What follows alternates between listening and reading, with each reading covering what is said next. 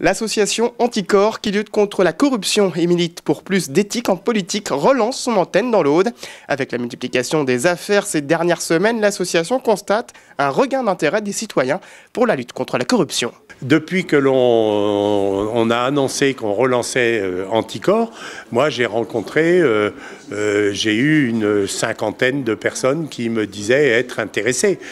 Et puis on va essayer de travailler au niveau de l'Occitanie. Il y a des dossiers qui concernent toute l'Occitanie, puisqu'on est tous des financeurs à travers nos impôts locaux. Donc l'utilisation au niveau de la région, de l'argent public, on est concerné.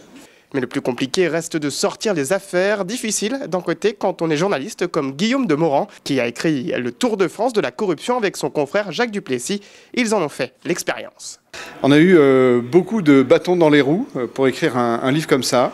Des bâtons dans les roues, c'est-à-dire surtout de la difficulté à accéder à l'information, à la recouper, à la vérifier, à obtenir des témoignages, des gens qui osent parler.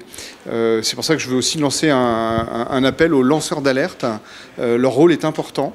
C'est grâce à des lanceurs d'alerte et grâce à des gens qui osent parler, osent témoigner, qu'on a réussi à écrire ce livre.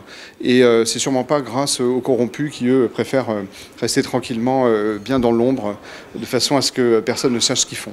Et les affaires douteuses ne manquent pas. La cellule Anticorps audoise a déjà quelques dossiers en vue, comme la gestion de l'eau ou l'affaire des subventions de Ryanair par la région.